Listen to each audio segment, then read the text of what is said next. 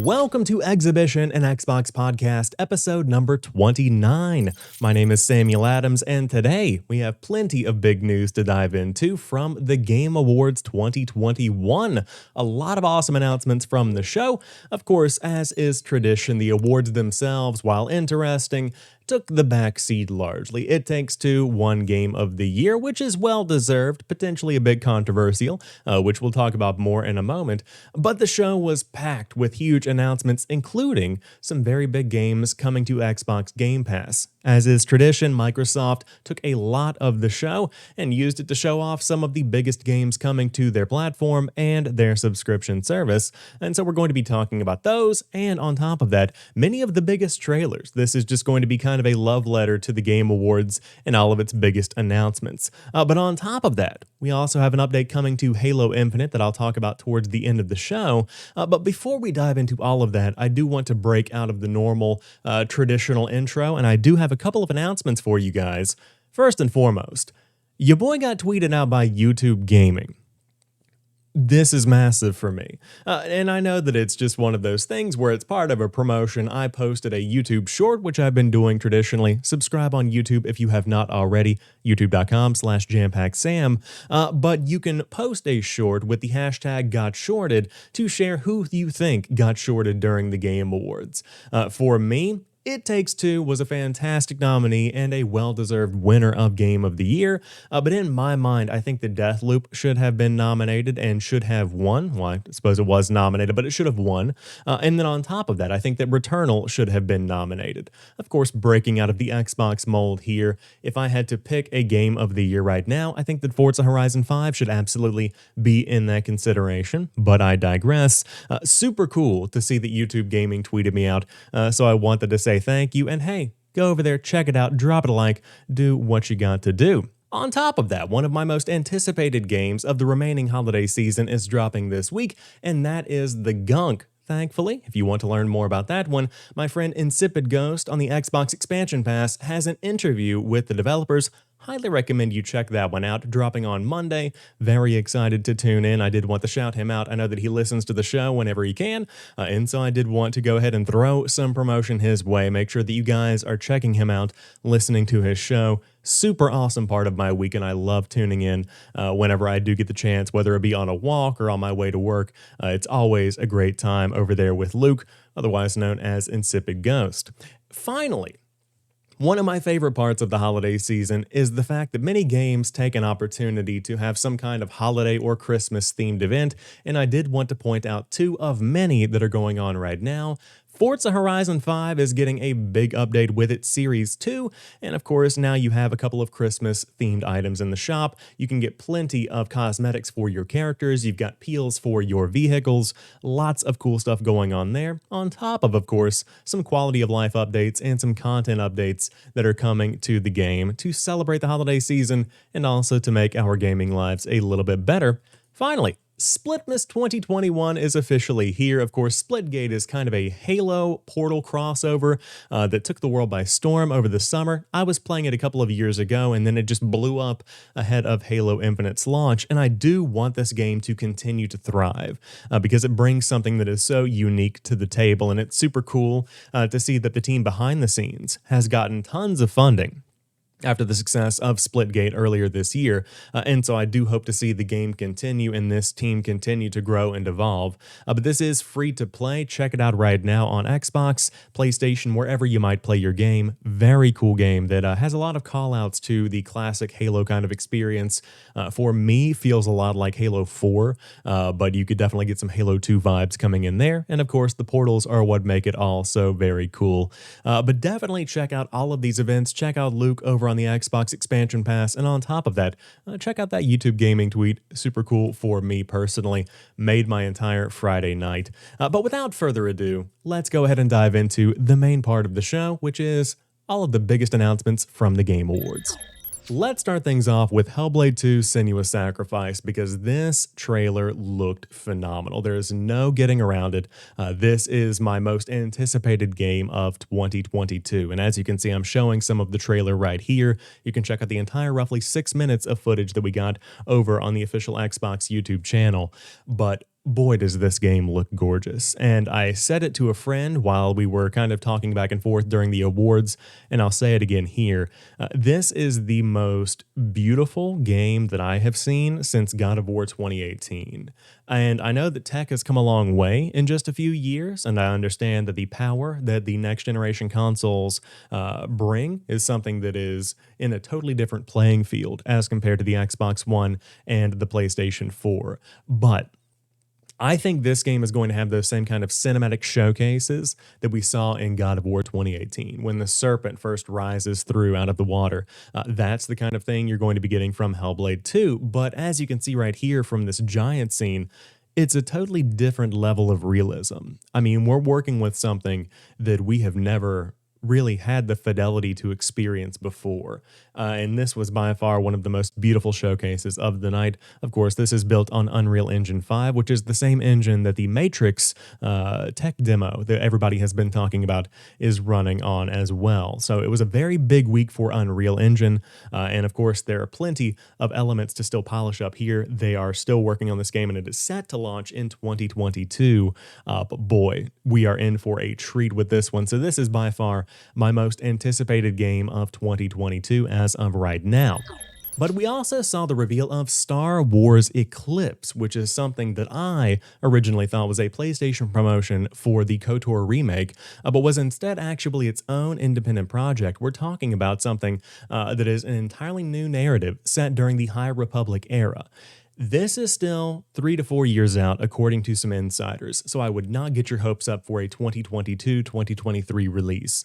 But it looks stunning, of course, a lot of cinematics here, but any kind of new romp in the Star Wars universe is always one that I'm going to be in for, and especially if it has a fantastic story that is completely original. I mean, when it comes to storytelling, I have a hard time finding an IP that has as much potential and as much freedom as Star Wars delivers. And I'm excited to see this one come to light and continue to follow its development over the course of the next few years. But of course, you have Yoda here looking out over the horizon. You have plenty of iconic little notes here that really do tug at the heartstrings. You see a lot of that kind of stuff here, and I'm very excited to continue following along with this one because hopefully more news is coming at E3 of next year. But boy, that is a gorgeous looking game. Like I said, cinematics, not gameplay, but very much so. Looking forward to learning more. Now, on top of those, Alan Wake 2. How can we not talk about Alan Wake 2?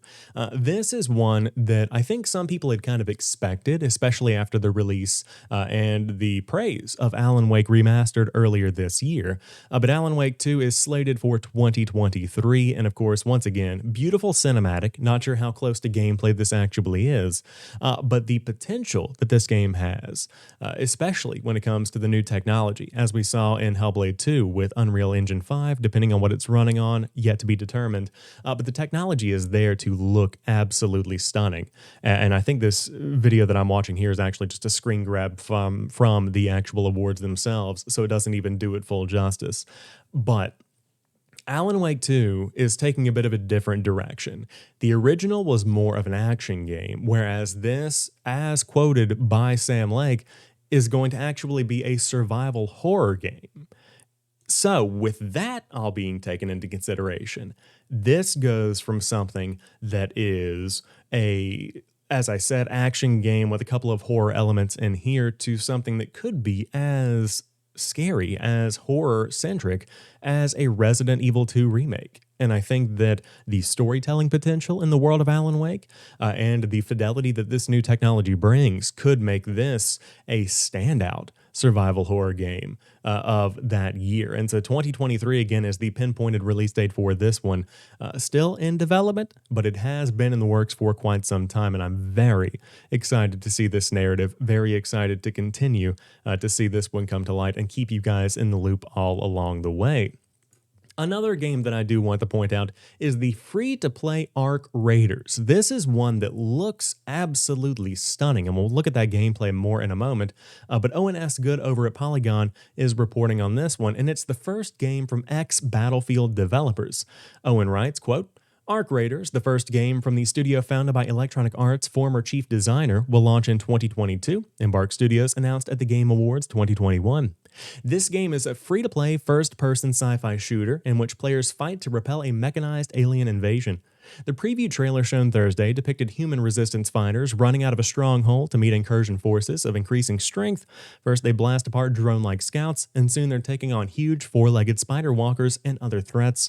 The trailer hints at a horde-style PvE match as the main mode of play, and of course this is coming to every next-generation console and plenty of PC platforms as well.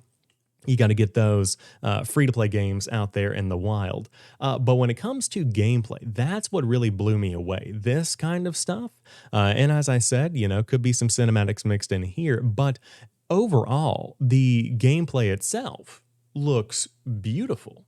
And this lighting is so realistic. When I think of an alien invasion, this is something that I actually could believe. And I think that when it comes to these free-to-play experiences that we're seeing, to be able to have a high fidelity interactive world of alien invasions to romp around with friends in and to combat these otherworldly visitors, I think that's something that's super neat rather than just a battle royale or a Warzone clone or a first-person shooter once again. Of course, those are very easy to sell because they are incredibly accessible. Anybody can play a first-person shooter. But when it comes to something like this, the free-to-play accessibility takes that magic the Game Pass bottles up for stuff like Back 4 Blood, where you don't have to own the game, you can just use it through the service. That free-to-play experience just lets anybody jump in and play this. And so 5 friends, assuming there's cross-platform play, could jump in wherever they're playing, party up, and have a great time with it. And so I'm looking forward to learning more in 2022.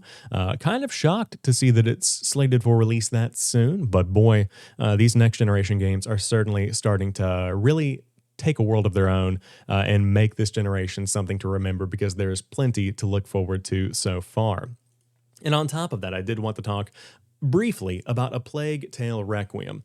This is a game that, number one, very much so looking forward to, but A Plague Tale Innocence is one of my favorite gaming experiences of the year. I played this one earlier in about July, just before it went off of Game Pass. I think it might have come back, or I could be mistaken on it leaving altogether, but I played via Game Pass. Fantastic experience with a wonderful story with a standout cast of characters. This game is going to be something special because A Plague Tale Innocence was already impressive in its technology that it delivered. I mean, we're talking about these giant swarms of rats that you could tell were all programmed independently. Like, this is something that was entirely unique to anything I had seen before.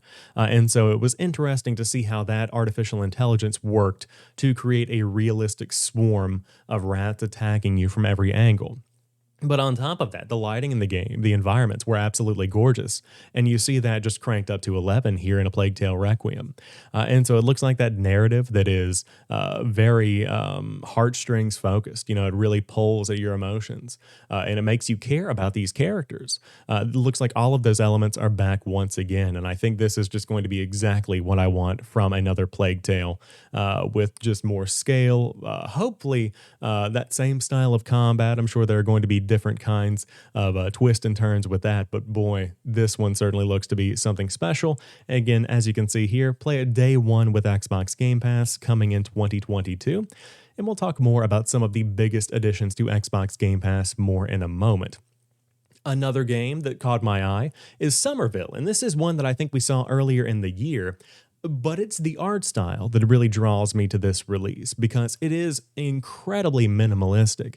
But the use of shadows and the use of realistic lighting, there are certain little visual flares and whatnot that bring this world to life in a way that few games really can. And as you can see here, there are tones here of Death Stranding for me, where there's this desolate wasteland that this ship is flying across. And there's just so much to break down within the trailer when it comes to what's happening in the narrative. And of course, plenty of this is going to be left to be discovered, but plenty of limbo vibes that are coming from the gameplay itself. It looks like it's going to be a pretty guided story overall. But again, alien invasion kind of survival story kind of reminds me of War of the Worlds a bit, but very much so excited to continue tracking this one. And it is, I would consider to be my most anticipated indie of next year. And again, next year, the following year, whenever it comes out, just make this game great because there are plenty of big visual elements here and a lot of storytelling potential as well. But definitely one that caught my eye during the awards themselves.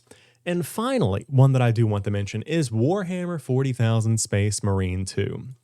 So the Warhammer IP is one that I have conflicting emotions about because Warhammer itself is such a huge universe and there is such diversity in the style of games they release and in the subject matter of games they release. And whenever I played Warhammer Space Marine, I loved this because it was a single player experience. It was something that I could dive into and I didn't feel like I was giving anything up by just being a single player because of course, traditionally, the Warhammer games, whatever they might be, lend themselves to these multiplayer kind of experiences.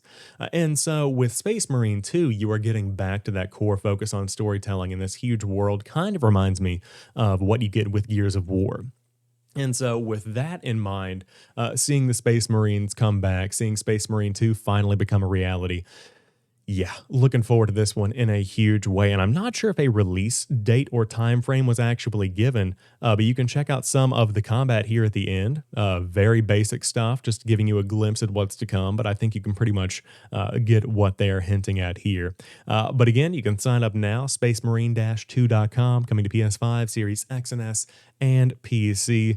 Very cool one in the entire lineup. And of course, there are so many other additions that were announced during the show that I just don't have time to talk about here. And of course, plenty of updates coming right now. I know that there are Gears of War skins dropping in the Fortnite shop, things like that.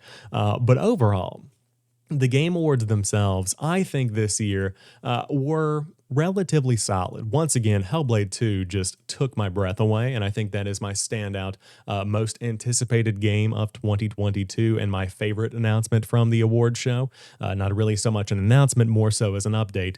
But by and large, this year's show was a little bit too long if you watched live, about 4 hours, give or take. Bit long in the tooth on that one. But with that being said, it did come packed with plenty of announcements and plenty of little glimpses at what's to come in 2022 and 2023, which I think are really the entire point of the show to begin with. And I see a lot of discussion online focusing on how Jeff Keighley focuses on sponsorships and there were too many ads during the show and there wasn't enough of a focus on the awards. And unfortunately, at the end of the day, I don't think that anyone is really watching the Game Awards for the awards, and that's kind of this discussion that's been had online. Sure, it's cool to have best narrative, best action game, to highlight elements of multiplayer, and to see esports get the spotlight, that kind of thing. Yes, awesome, great. But ultimately, I'm watching the Game Awards to have this kind of midpoint between E3s where we can see updates on games and where people can celebrate the games that have come out during 2021. But on top of that, also look forward to what's to come with a new year just a couple of weeks away. Everybody's kind of looking forward to the future, and I think that is certainly what the Game Awards excel at. So overall, fantastic job this year. Plenty of big announcements, and of course, the production is so amazing because we are finally back to in-person Game Awards. Plenty of people at the show. Just awesome to see this real in-life celebration of gaming. And so if you haven't checked out the entire broadcast, you certainly could scroll through it, find a couple of cool points. The orchestra was wonderful. One point that I want to mention. But yeah, the Game Awards 2021 are a wrap, and those are my favorite announcements. Now, before we dive into our final topic of today's show, I did want to say that there is a nice little wrap up on the Xbox Wire to show you the biggest Xbox-centric announcements, and on top of that, give you a look at who was nominated, who won, and reveal a couple of games coming to Xbox Game Pass on day one. This commercial with Lil Dicky fantastic execution of marketing here. Very funny stuff. But 4 new titles launching with Xbox Game Pass on day one. We're talking about Sniper Elite 5, which is the biggest announcement so far. But on top of that, you have Pigeon Simulator, Trek to Yomi, and an unannounced game that is going to be announced at a later date. Overall, Game Pass continues to grow, and it's also worth mentioning the Xbox Game Pass for PC has officially rebranded to PC Game Pass. Not a big deal at all. Seems like it's just going to be consolidating and getting that Xbox name out of there. So maybe more PC players will jump in. Of course, that icon is still right there front and center, as you can see in this thumbnail for the trailer that I was discussing earlier. But overall, again, very strong showing from Xbox at the Game Awards. Not too much in the way of Sony or Nintendo. They kind of took a backseat to this year's show. Of course, plenty of multi-platform titles, but nothing really going on in terms of God of War Ragnarok being shown off or, even Horizon in any kind of big way. We did see the Horizon Orchestral Showcase, and we did see a trailer. But again, cool stuff here. Plenty to look forward to, no matter what side of the fence you are sitting on, but certainly a lot to look forward to here with the team over at Xbox. And also, I have an honorable mention here, the Halo TV show coming to Paramount Plus, looking nice. Now, I will say, not exactly what I was expecting.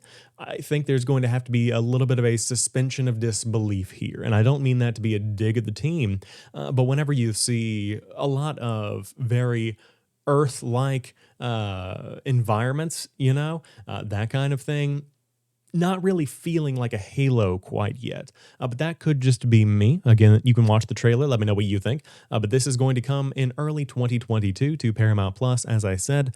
Looking forward to seeing more from that. But overall, again, fantastic award show. Plenty to celebrate for sure. Now, to round out today's show, Halo Infinite is getting 4 new playlists on December the 14th, including Slayer.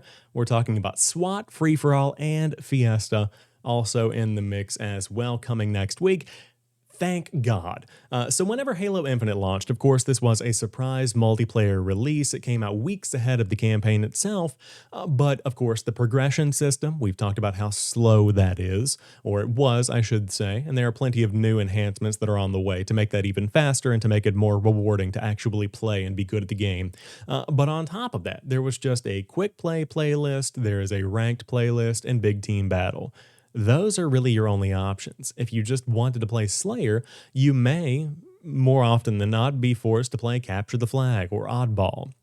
And then in the same way, for Big Team Battle, there are the Seed playlist or the Seed game modes that no one really wants to play.